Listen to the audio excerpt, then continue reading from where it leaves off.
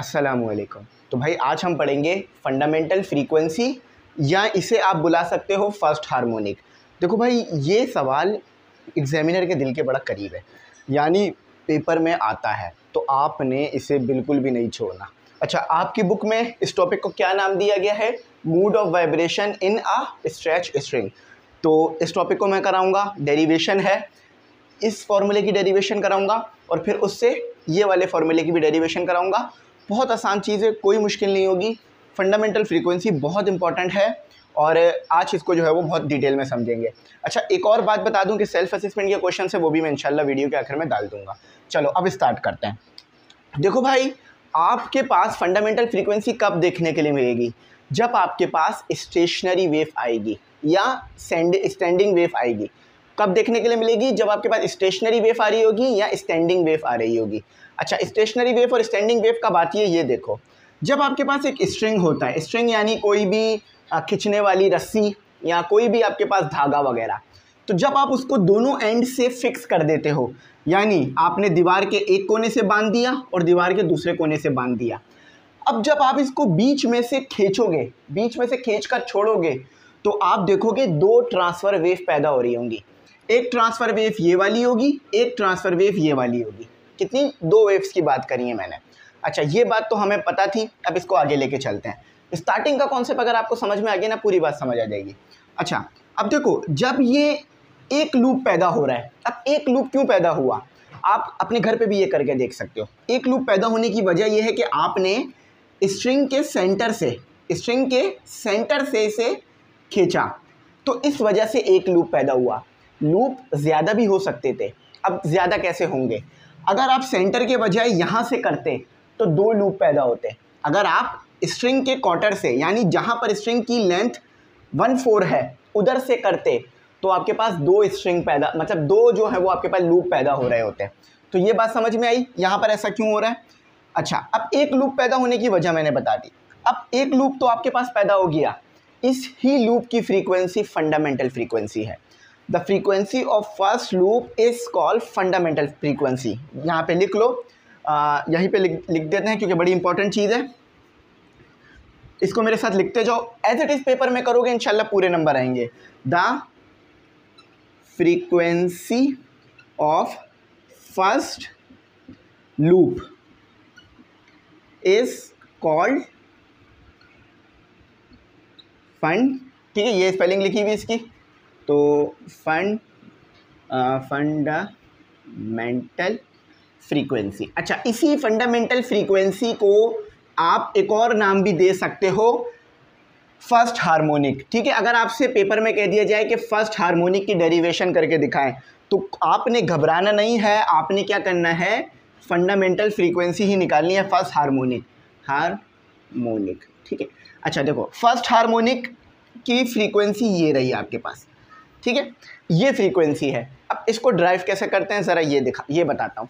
अच्छा, हमने नोट और एंटी नोट का कॉन्सेप्ट पढ़ लिया था। यहाँ पर आपके पास क्या होगा? नोट। क्या होगा? नोट। ठीक है, यहाँ पर आपके पास क्या होगा? नोड होगा। जहाँ पर डिस्प्लेसमेंट मिनिमम हो, यानी आपकी वेव, ये भी कह सकते हो कि जहाँ पर आपकी जो वेव पैदा हो रही है उसमें डिस्प्लेसमेंट मिनिमम आ रहा है। देखो फॉर एग्जांपल, यहाँ पर कोई डिस्टेंस कवर नहीं हो रहा है ना। अब यहाँ पे मैं बोलूँ कि वाई एक्सिस पे क्या डिस्टेंस है मुझे बताओ, तो आप बोलोगे सर 0 है। क्यों? क्योंकि देखो यहाँ पर कोई डिस्टेंस कवर नहीं हो रहा। अच्छा, तो जहाँ पर डिस्प्लेसमेंट 0 हो या डिस्टेंस 0 हो तो उसे आप बोलोगे नोट। चलो क्लियर हो गई। अच्छा, जहाँ पर डिस्प्लेसमेंट मैक्सिमम होगा उसे बोलोगे एंटी नोट। एंटी नोट यहाँ पर यूज़ तो नहीं हो रहा, लेकिन मैं फिर भी आपको बता रहा हूँ, ठीक है, यहाँ पर ये यूज़ नहीं होगा। एंटी नोट्स या एंटी नोट बोलोगे, ठीक है। अच्छा, अब देखो ज़रा इसको देख के पहचानो, यहाँ से लेकर यहाँ तक, यहाँ से लेकर यहाँ तक आपके पास क्या है? यहाँ से लेकर यहाँ तक आपके पास जो है वो लेंथ ऑफ द स्ट्रिंग है, जिसे हमने एल से बुलाया है। अच्छा, ज़रा मैं यहाँ पर एक वेव आपके सामने बनाता हूँ। ये एक ट्रांसफ़र वेव है।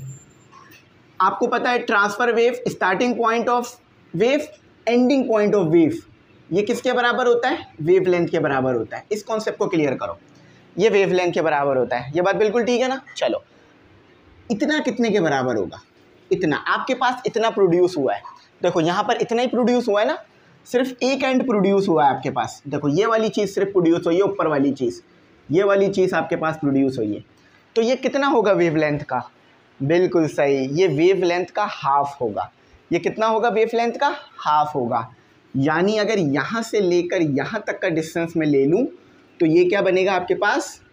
λ/2। बात समझ में आई?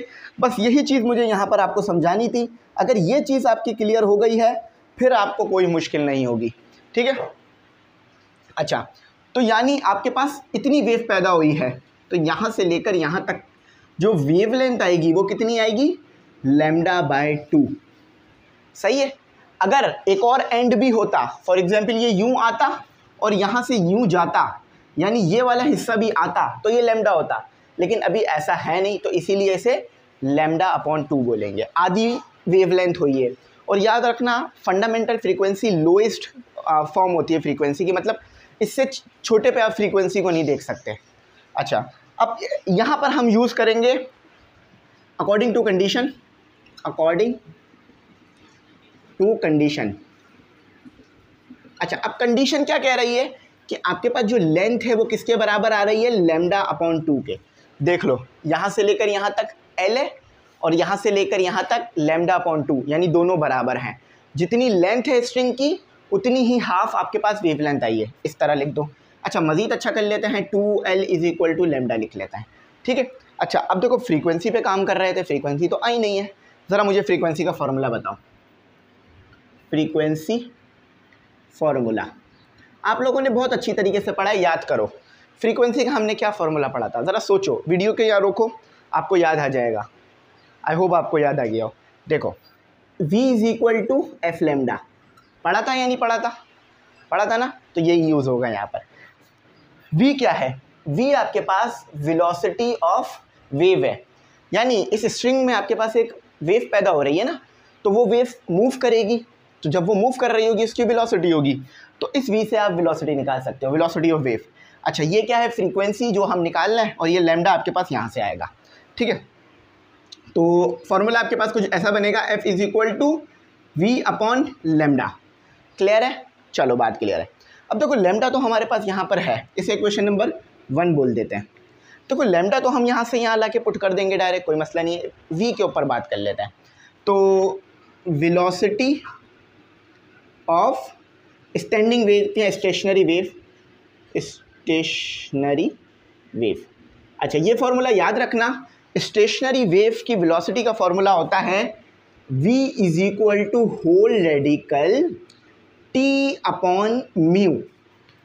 ये फॉर्मूला होता है। अब घबराने की कोई बात नहीं है, मैं सारी चीज़ें बता देता हूँ। अच्छा, T क्या है? टेंशन। ये वो वाला टेंशन नहीं है जो हम सर पे लेते हैं, ये स्ट्रिंग में आने वाला टेंशन है, ठीक है। अच्छा, म्यू क्या है? म्यू को अगर खोल के लिखोगे तो ऐसे बनेगा, कितना मास मौजूद है कितनी लेंथ में। अगर मैं इसको बोलूँ तो ये होता है लीनियर मास डेंसिटी, या लीनियर डेंसिटी भी कहा जाता है, ठीक है। तो मैं इसे यहाँ लिख रहा हूँ लीनियर डेंसिटी। अब लीनियर डेंसिटी क्यों लिखा? कितना मास कितनी लेंथ में मौजूद है। लेंथ यानी एक स्ट्रेट पाथ, देखो ना, लेंथ यानी एक स्ट्रेट पाथ होता है ना, तो इसीलिए लीनियर कहा। हाँ, अगर m/v होता तो वॉल्यूम हो जाता, ठीक है। अच्छा, फॉर्मूले में वैसे तो इन्होंने डायरेक्ट म्यू रखा हुआ है, लेकिन बहुत सारी जगहों पर ना आपको एक और तरीके से भी फॉर्मूला लिखा हुआ मिलेगा, तो इसीलिए मैंने ये पुट किया है, ठीक है। तो यहाँ लिख लो, पुट V एंड लैम्डा किसमें? इन इक्वेशन 1। इक्वेशन 1 ऊपर रखी हुई है आपके पास।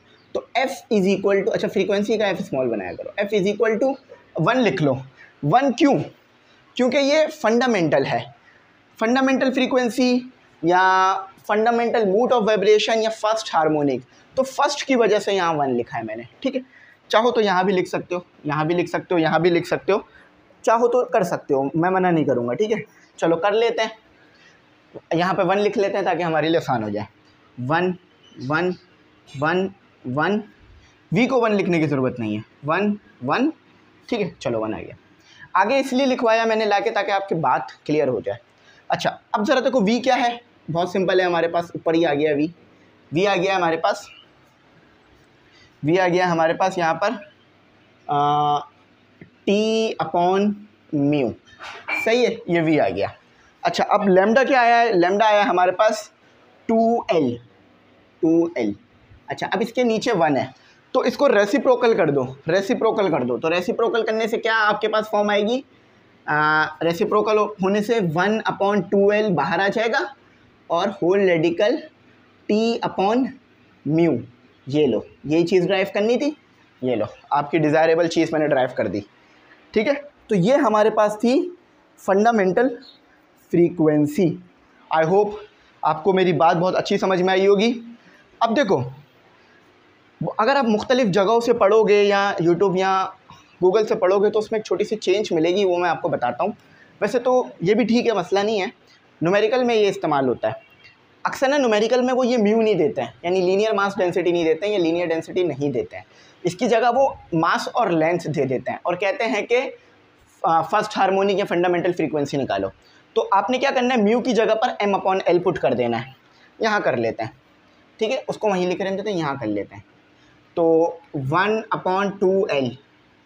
अच्छा, तो म्यू की जगह पे पुट करो, म्यू की जगह पे पुट किया तो क्या आया, m/L। क्या इस फॉर्म में मैं लिखूंगा तो अच्छी बात होगी, नहीं, रेसिप्रोकल कर देते हैं। अच्छा, याद रखना ये m और l दोनों रूट के स्क्वायर रूट के अंदर है, बाहर नहीं है। 2L होल रेडिकल, तो TL/m। समझ में आई बात? चलो देखो, ये इस तरह से इन्होंने आपको यहाँ लिख के भी दिया हुआ है, ये देखो ये लिखा हुआ है, नज़र आ रहा है, आप अब नज़र आ रहा होगा। 1/2L TL/m, ये बीच में मल्टीप्लाई का साइन है, ठीक है, x नहीं है ये। अच्छा, अब ज़रा मेरी एक बात सुनो, बाकी सारी चीज़ें आपको पता है। ये लेंथ यहाँ से लेकर यहाँ तक की है। मास याद रखना, मास ऑफ स्ट्रिंग, स्ट्रिंग का क्या मास है, ये वो है, ठीक है, ये m लिख लो, मास ऑफ स्ट्रिंग।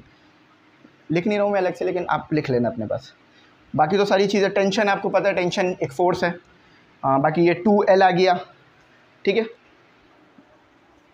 अच्छा, ये L स्क्वायर रूट के अंदर है, ये बाहर है, तो कैंसिल नहीं हो सकते हैं, इस चीज़ का आपने ध्यान रखना है। असल हमारा फॉर्मूला था ये वाला, तो 1/2L T/म्यू, ये हो गया। अब इस फॉर्मूले की तरफ चलते हैं, यानी इस फॉर्मूले की तरफ मूव करते हैं, ठीक है। ये बेसिक था, इसे याद रखना, इसे बिल्कुल मत भूलना। अच्छा, उस कॉन्सेप्ट को मैं नाम भी दे देता हूँ, उस कॉन्सेप्ट का नाम भी है, फर्स्ट लूप की फ्रीक्वेंसी को क्या कहते हैं, आपने अभी पढ़ लिया। फर्स्ट लूप की फ्रीक्वेंसी को कहा जा रहा है फंडामेंटल फ्रीक्वेंसी या फंडामेंटल मोड ऑफ वाइब्रेशन या फर्स्ट हार्मोनिक। फर्स्ट लूप यानी जब सिर्फ एक लूप पैदा होगा। अभी कितने लूप नज़र आ रहे हैं, बेशक एक ही लूप नज़र आ रहा होगा, ठीक है। अच्छा चलो, अब हम पता करने जा रहे हैं, इधर से भी रिमूव करना पड़ेगा। अच्छा, थोड़ा सा मैं वर्डिंग पढ़ देता हूँ, इसकी वर्डिंग मैंने बराबर में लिखी हुई थी लेकिन वो मैंने पढ़ी नहीं थी, मैं इसकी वर्डिंग पढ़ देता हूँ, ठीक है। वर्डिंग पढ़ देता हूँ, उसके बाद ये मिटा दूंगा। देखो, लेट अ स्ट्रिंग, आपके पास एक स्ट्रिंग है, धागा है, ऑफ लेंथ L, उस स्ट्रिंग की लेंथ L है, इस प्लक्ट यानी उसको छेड़ा जाता है। कहते हैं ना फूल को, don't pluck the flower, pluck का मतलब होता है खींचना, तोड़ना, ये नहीं करो। जब गार्डन वगैरह में जाते तो ऐसा लिखा होता है। तो हमने यहाँ से प्लक किया यानी डिस्टर्ब किया, तो वो लूप पैदा हुआ। Middle point, 2 transfer waves originate, 2 transfer wave देखने के लिए मिली, एक ये नीचे वाली थी, एक ऊपर वाली थी, फ्रॉम दिस पॉइंट, इस पॉइंट पर, ठीक है। अच्छा, इस वेव की जो फ्रीक्वेंसी है वो, हाँ बिल्कुल सही कह रहा हूँ, फंडामेंटल फ्रीक्वेंसी या इस तरह से कहा जाएगा। अच्छा, अब आ जाओ, ये बस इतना मिटाऊंगा मैं। अच्छा, अब यहाँ से भी रिमूव कर देता हूँ, ठीक है। अब जो मैं काम करा रहा हूँ वो बहुत इंपॉर्टेंट है, आपने ये पूरा काम एक साथ करना है। आपने ऐसा नहीं है कि बस फंडामेंटल पर आके रुक जाना है, आपने आगे भी चलना है। अब आगे कैसे चलना है मैं बताता हूँ। फॉर एग्जाम्पल, ये तो एक लूप पैदा हुआ है, अगर खुदा ना खास्ता 2 लूप पैदा हो जाएंगे तो क्या करोगे, टेंशन नहीं लो, मैं बताता हूँ क्या करना है, ठीक है। अच्छा, अगर 2 लूप पैदा हो गए तो 2 लूप की फ्रीक्वेंसी को क्या कहोगे आप, हाँ, सेकेंड हार्मोनिक या फर्स्ट ओवरटून, या लिख लो सेकेंड हार्मोनिक, और यानी दोनों नाम दे सकते हो, फर्स्ट ओवर टून। अच्छा, 2 लूप पैदा हो गए तो 2 लूप की फ्रीक्वेंसी को बोलोगे सेकेंड हार्मोनिक या फर्स्ट ओवरटून। देखो यहाँ पे लिखी हुई भी है बात, इस टॉपिक का नाम ही ये है, सेकंड हार्मोनिक और फर्स्ट ओवरटून लिखा हुआ भी है, मैंने पूरा डिटेल में लिख दिया। अच्छा, अब दो लूप कैसे पैदा होंगे ज़रा इस चीज़ को भी देखो, ये भी तो बताना ज़रूरी है ना। चलो फॉर एग्जांपल दो लूप कैसे पैदा होंगे ये देखो। अभी तो आपने स्प्रिंग को बीच में से प्लग किया था, है ना। अब आपने स्ट्रिंग को बीच में से प्लग किया था तो आपको एक लूप देखने के लिए मिला। लेकिन जब आप स्ट्रिंग को यहाँ से, जहाँ पर स्ट्रिंग की लेंथ 1/4 हो रही है, यहाँ से जब प्लग करोगे ना, यहाँ से जब खींचोगे तो एक लूप नहीं आएगा, अब आएंगे दो लूप। कैसे, अब बताता हूँ कैसे आएंगे। एक ऐसे आएगा और एक ऐसे आएगा, समझ में आया, यही होगा। अब आपको मेरी बात पे भरोसा नहीं हो रहा होगा, आप मेरी बात पे भरोसा कर सकते हो, ये एक्सपेरिमेंट कर लो घर पर। एक काम करो, धागे को एक जगह से बांधो, धागे को दूसरी जगह से बांधो और बीच में से खींचो धागे को, तो आपको एक ही लूप मिलेगा। लेकिन अगर आप धागे को एक जगह से बांध के दूसरी जगह से बांध के यहाँ कोने से खींचोगे धागे को, जहाँ पर उसकी लेंथ 1/4 हो जाएगी, यानी टोटल लेंथ का 25% हो जाएगा। फॉर एग्जांपल 100% लेंथ है ना, तो वहाँ से खींचो जहाँ पर लेंथ का 25% आ रहा है, तो आपको क्या देखने के लिए मिलेगा, बिल्कुल सही, दो लूप देखने के लिए मिलेंगे। भरोसा करोगे ज़्यादा अच्छा है, वरना आप खुद भी करके देख सकते हो। अच्छा, अब धागे की लेंथ L बढ़ गई है, पहले कितनी थी, यहाँ तक थी ना, अब ये यहाँ तक आ गई है। अच्छा, तो अब ये पूरी लेंथ यहाँ से लेकर यहाँ तक L हो गई। अब ज़रा मुझे भाइयों और बहनों दोनों बताएंगे कितनी वेव पैदा हुई। वेवलेंथ क्या है, बिल्कुल सही, वेवलेंथ है इसकी लैम्डा। देखो अगर यहाँ से लेकर यहाँ तक की बात करूँ ना, मतलब टोटल वेवलेंथ की बात करूँ जो यहाँ से लेकर यहाँ तक है, तो ये लैम्डा है। बिल्कुल सही बात है ना, लैम्डा है। क्यों, देखो भाई, एक वेव ये रही आपके पास, एक वेव आपके पास ये रही, ठीक है। तो जब स्टार्टिंग पॉइंट ऑफ वेव जिसमें एक क्रस्ट आना चाहिए, एंडिंग पॉइंट ऑफ वेव जिसमें एक तरफ आना चाहिए, तो ये क्या बनती है, वेवलेंथ। आपको अच्छी तरीके से पता है। तो हाफ हाफ ले लेते हैं। फॉर एग्जांपल यहाँ से लेकर यहाँ तक हाफ है, यहाँ से लेकर यहाँ तक हाफ है, टोटल यहाँ से लेकर यहाँ तक क्या है, लैम्डा है। अच्छा, अब बताओ लेंथ किसके बराबर होगी। हाँ ठीक बोल रहे हो, लैम्डा के, लेकिन ऐसे करा नहीं गया है। बात ठीक है, जो भी बच्चा कह रहा है बिल्कुल ठीक है, वो लैम्डा के बराबर ही आएगी।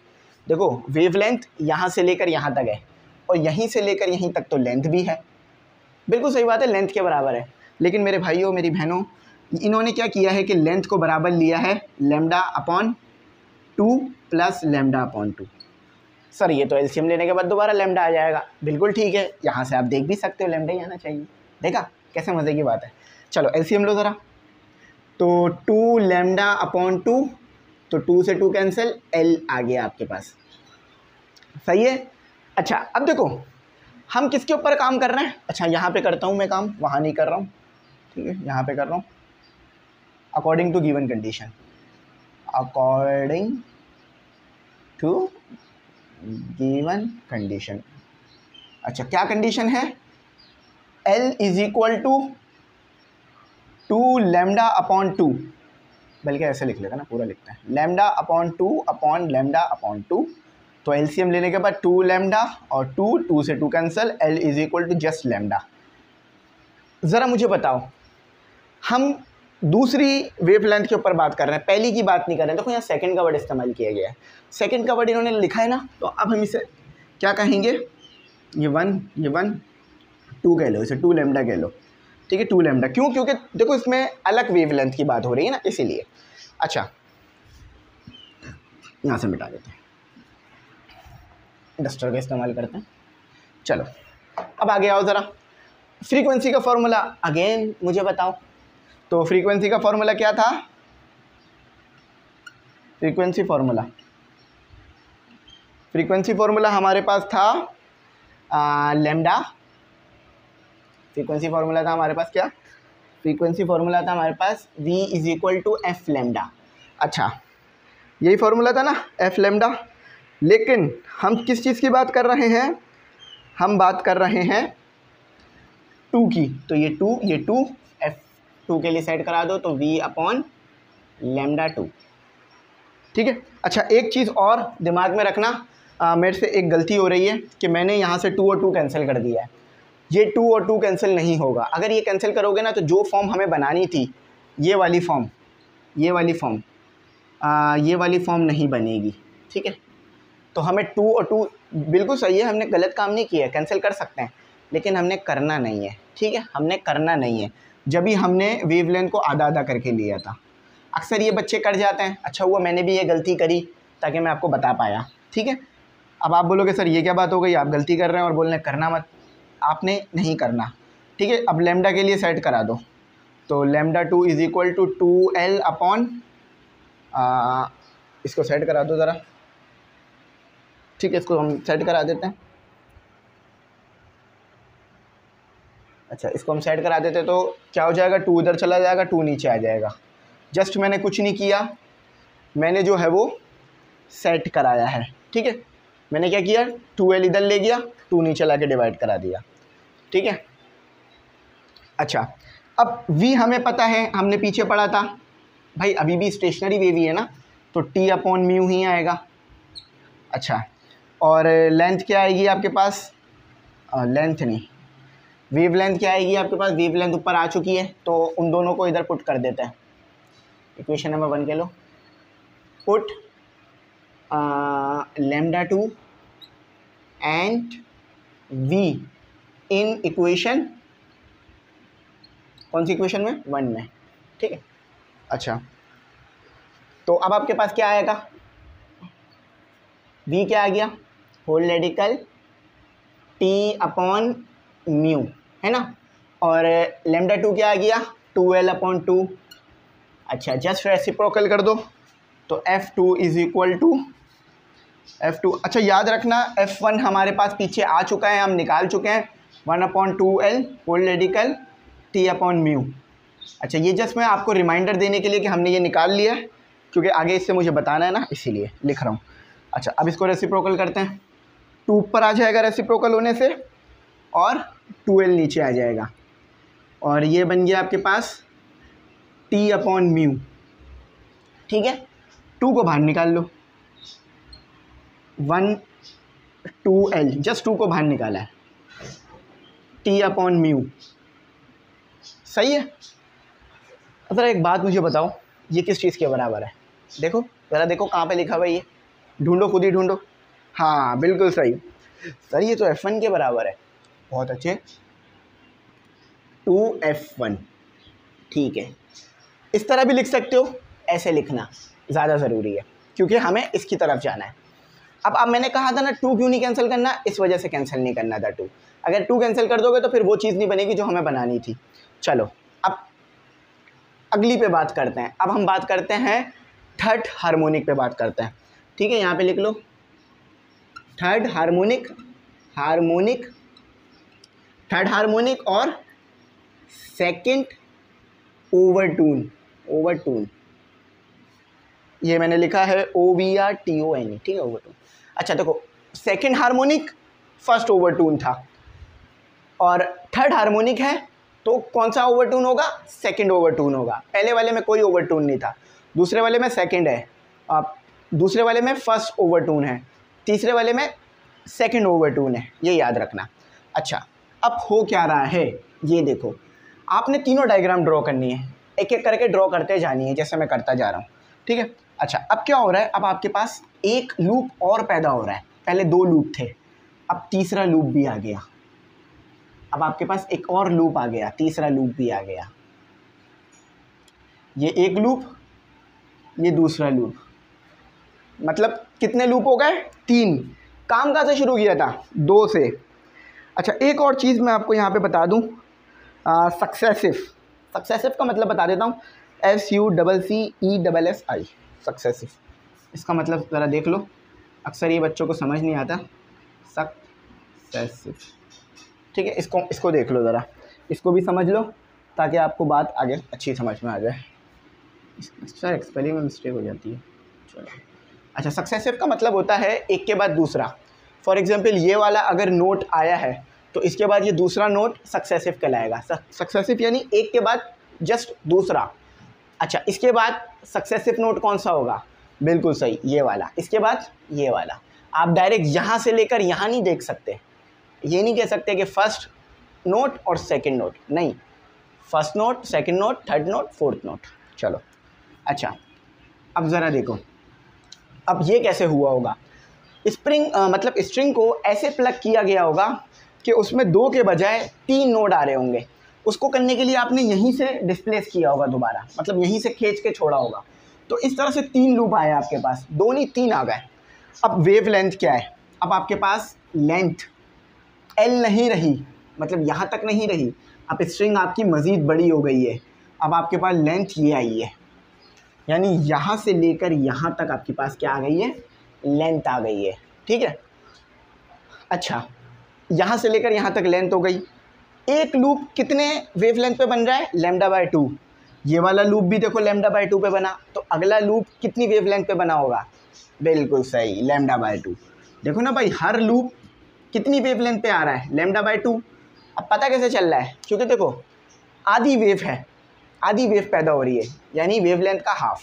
मैंने पूरी वेव बनाकर आपको दिखाई थी ना, आपको याद होगी बात। अच्छा याद रखना, यहाँ पर नोड है, यहाँ पर नोड है, 4 नोड है इसके अंदर, और 1 2 3 एंटी नोड है इसके अंदर। ठीक है, अच्छा अब आओ इसको करते हैं। अब लेंथ कितने के बराबर है, according to given condition, according to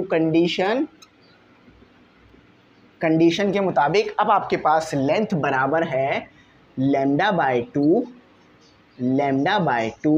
और λ/2। 3 को ऐड करोगे, देखो इसको इसमें ऐड करोगे, इसको इसमें ऐड करोगे, इसको इसमें ऐड करोगे, तो क्या बनेगी, L के बराबर आएगा। यानी इन तीनों वेवलेंथ को ऐड करोगे, हाफ ऑफ वेवलेंथ को ऐड करोगे, तो ये L के बराबर जाएगी। नज़र भी आ रही है आपको, ठीक है। अच्छा तो क्या हो जाएगा आपके पास, ये 3 λ/2। अच्छा देखो थर्ड हार्मोनिक की बात कर रहे हैं ना, ज़रा सा चुपके से 3 लगा दो, ज़रा सा चुपके से 3 लगा दो, ठीक है, बात समझ आई, बस यही करना है। अच्छा देखो यहाँ भी चाहो तो 2 लगा सकते हो, कोई रुकावट की बात नहीं है, यहाँ भी चाहो तो, क्योंकि 3 लूप है ना, तो इसलिए ऐसा हो रहा है। अच्छा जब एक लूप था तो सिर्फ ये आ रहा था, दूसरा लूप आया तो ये आया, तीसरा लूप आया तो ये तीनों आ रहा है। अच्छा अगेन अब फ्रीक्वेंसी का फॉर्मूला मुझे बताओ। फ्रीक्वेंसी का फॉर्मूला है v is equal to F lambda, v is equal to F lambda. अच्छा तो ये 3 हो गया, ये 3 हो गया, क्यों, तीसरा हार्मोनिक है, तो f3 is equal to v upon λ3। Here इसे बोल देते हैं इक्वेशन नंबर 2, क्योंकि 1 हमने आगे बोल दी थी। तो v किसके बराबर आएगा, स्टेशनरी वेव ही है, t अपॉन म्यू, ठीक है। और λ3 तो आपको पता है किसके बराबर है, तो put λ3 and t in equation 1, ऊपर है इक्वेशन नंबर 1, तो f3 is equal to v किसके बराबर है, t अपॉन म्यू, और लैम्डा किसके बराबर है, 3 λ3 और 2। अच्छा हमने यहाँ पर ना सेट नहीं कराया लैम्डा को, हमें से एक गलती हो रही है, लैम्डा को सेट करा दो, तो λ3 इज इक्वल टू 2l हो गया, 2l अपॉन 3। तो ये देखो लैम्डा को ना मैंने यहाँ सेट नहीं कराया था, तो सेट तो कराना पड़ेगा ना, तो 2l के पास चला गया, और 3 लैम्डा के 3 जो है वो 2l के नीचे आ गया, तो इस तरह से हो जाएगा। तो अब लैम्डा किसके बराबर आया, 2l अपॉन 3। जस्ट रेसिप्रोकल कर दो, f3 is equal to, reciprocal करोगे तो 3 ऊपर आ जाएगा, 2l नीचे आ जाएगा, आपके पास क्या आ जाएगा, t अपॉन म्यू। 3 को जस्ट बाहर खींच लो, 3 1 अपॉन 2l, ये किसके बराबर है, सोचो ज़रा, बोर्ड पे ज़रा नज़र घुमाओ, बोर्ड पे नज़र घुमाओ, किस चीज़ के बराबर है, बिल्कुल सही, ये बराबर है f1 के, तो 3f1 ऐसे लिखो। अच्छा एक चीज़ आपको नज़र आ रही है, एक पैटर्न आ रहा है, जब सेकंड हार्मोनिक था तो 2 आ रहा था, f1 आ रहा था, जब थर्ड हार्मोनिक आया तो 3 आया और f1 आया। फोर्थ हार्मोनिक पे क्या होगा, यानी 4 लूप पैदा होंगे तो क्या होगा। देखो F4 आएगा और यहाँ भी 4 आएगा और F1 दोबारा आ जाएगा। पैटर्न देखो ना, पैटर्न नज़र आ रहा है। सेकेंड हार्मोनिक पे क्या हुआ था, यहाँ पे 2 आ गया था, यहाँ पे 2 आ गया था। थर्ड हार्मोनिक पे क्या हुआ, यहाँ पे 3 आ गया, यहाँ पे 3 आ गया। अगर फोर्थ हार्मोनिक होगा सिमिलरली फोर्थ हार्मोनिक पे क्या होगा, सिमिलरली फोर्थ हार्मोनिक पे क्या होगा कि F4 आ जाएगा, 4 आ जाएगा और F1 आ जाएगा। करके भी चेक कर सकते हो आप। तो क्या मैं ये नहीं लिख सकता कि अगर मेरे को कोई सा भी फ्रीक्वेंसी पता करनी है, first harmonic, second, third, fourth, fifth, कोई भी हार्मोनिक पता करना है, तो Fn = n और F1, ये लो, यही चीज़ करनी थी। देखा, जस्ट अगर पहली हार्मोनिक पता करनी है तो n = 1, दूसरी हार्मोनिक पता करनी है n = 2। देखो यहाँ भी 2 आ जाएगा और यहाँ भी 2 आ जाएगा, तो ये चीज़ बन जाएगी। तीसरी पता करनी है तो 3, चौथी पता करनी है तो 4, और इसी तरह आगे चलाते रहो। तो जो ड्राइव करने का कहा था वो भी हमने ड्राइव कर लिया। आई होप आपको मेरी बात समझ आई होगी। यहाँ पर हमारा ये टॉपिक कंप्लीट हुआ। थोड़ा सा ये टॉपिक मैंने मतलब जल्दी करा है, लेकिन ये बड़ा टॉपिक था, ठीक है। तो अगर ना समझ में आए पूछना, मैं ज़रूर गाइड करूँगा। या ये बहुत इंपॉर्टेंट है, इसे छोड़ के मत जाना। Thanks for watching. अल्लाह हाफ़िज़। अपनी कीमती दुआओं में ज़रूर याद रखना।